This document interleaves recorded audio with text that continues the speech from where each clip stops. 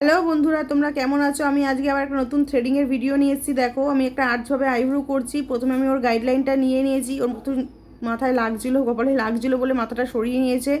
আমি আবার গাইডলাইনটা নিয়ে আমি আবার ক্লিন করে দিচ্ছি আইব্রোটা। ভালোভাবে ক্লিন করে নিয়ে তারপরে আমি ওপরের আইব্রোগুলো, ওপরের লোমগুলোকে পরিষ্কার করছি। গাইডলাইন নিয়ে তারপরে ওপরেরটা পরিষ্কার করে নেবে, তাহলে দেখবে আইব্রোটা পরিষ্কার বোঝা যাবে। দেখো, আমি একটু সুতো দিয়ে একটু আঁচড়ে আঁচড়ে নিয়ে যে এক্সট্রা যেগুলো রয়েছে সেগুলোকেই পরিষ্কার করে দিচ্ছি। দেখো, উপরটা হয়ে গেছে। এবার মাথাটাকে ওর একটু কাত করে আমি আবার এই সাইডেরটাকে একটা সিধে টান দিয়ে একটা শেপ দিয়ে দেবো। দেখো, ওপরের আঁচ ভাবটা পুরো চলে এসছে। বেশি কিন্তু কিছু করতে হয়নি, খালি একটু ভালোভাবে দেখে নেবে লাইনটা টেরা বেঁকা আছে কি না, বা একটু একটা দুটো যদি গাইডলাইনের ভেতরে থাকে সেটাকে ভালোভাবে ক্লিন আপ করে নেবে, তাহলে দেখবে পুরো লাইনটা তোমরা বুঝতে পারবে। দেখো, ওপরটা কমপ্লিট হয়ে গেছে।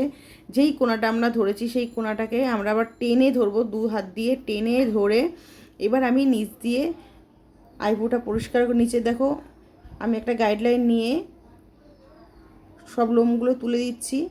দেখো, গাইডলাইনের ভেতরে যেই লোমটা থাকবে সেটাকে আমাদের ভালোভাবে আঁচড়িয়ে লোমটা পরিষ্কার করে নিতে হবে। দেখো, গাইডলাইন যেহেতু নিয়ে নিয়েছি, এর জন্য ওর মধ্যে যদি ছোটো একটা দুটো থেকে থাকে সেইগুলোকে আমরা পরিষ্কার করে দেবো। দেখো, ওতেই এর লাইনটা বোঝা যাচ্ছে, শেপটা কিন্তু ওর অটোমেটিক চলেই এসছে। এবার যেটা এক্সট্রা থাকবে সেটাকে আমরা খালি পরিষ্কার করে দেবো, আর কিছুই করতে হবে না।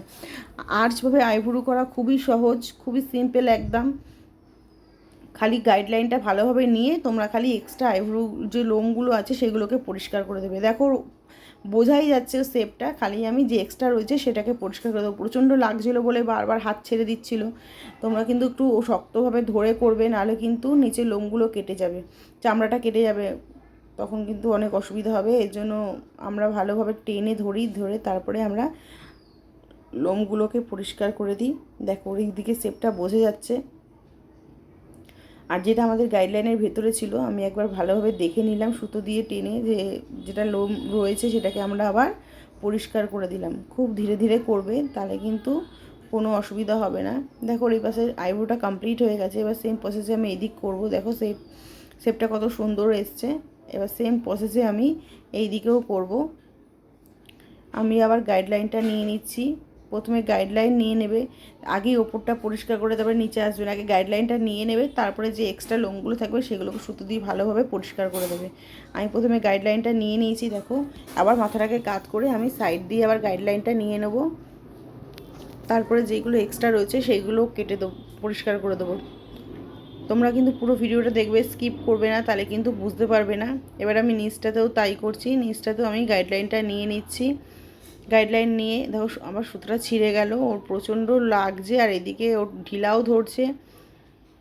আর লোমের গোড়াটা এত শক্ত ছিল যে সুতোগুলো প্রচণ্ড ছিঁড়ছিল। দেখো, একটু টেনে ধরবে, ও বারবার ছেড়ে দিচ্ছিল। বারবার ছেড়ে দিলে কিন্তু চামড়া কেটে যেতে পারে, এর জন্য চেষ্টা করবে শক্ত করে ধরার। আর টেনে যেই পোর্শনটা আমরা আর্চ করি সেই দিকটাতেই ধরবে, তাহলে কিন্তু শেপটা খুব ভালো আসবে। দেখো, আমরা ওই গাইডলাইনটা নিয়ে নিয়েছি বলে আমার শেপটা আবার এখানে বোঝা যাচ্ছে। জাস্ট এক্সট্রা যেগুলো আছে সেইগুলোকেই আমি পরিষ্কার করে দেবো। তোমরা আমার ভিডিওটা ভালোভাবে দেখবে, কমেন্ট করে জানাবে, আর সাবস্ক্রাইব করবে আমার চ্যানেলটাকে, লাইক করবে, ফলো করবে।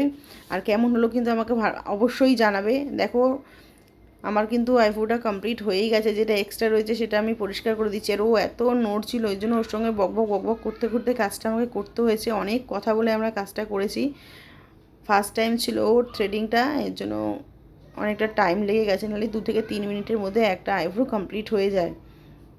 আর ওর অনেক চওড়াও ছিল, একটু টেনে ধরলেই কিন্তু আমাদের কাজ করতেও সুবিধা হয়। আর তোমরা কিন্তু প্রথমে মাঝখানটা পরিষ্কার করবে না, তাহলে কিন্তু আপ ডাউন হয়ে যাবে, আইব্রোটা বুঝতে পারবে না। প্রথমে দুটো আইব্রো কমপ্লিট করবে, তারপরে মিডিলটা পরিষ্কার করবে। দেখো, খুব সিম্পলভাবেই করেছি, আর ওর আইব্রোটা কিন্তু সুন্দরভাবে একটা শেপ চলে এসছে। আর্চভাবে আইব্রোটা কত সুন্দর হয়েছে দেখো, তোমরা দেখতেই পাচ্ছ। আর ওর বেশি বয়স না বলে আমি কিন্তু চওড়া করে করেছি, পাতলা করলে পরে ভাল লাগতো না, এর জন্য ওকে চওড়া করে শেপ দিয়েছি। কেমন লাগলো জানিও।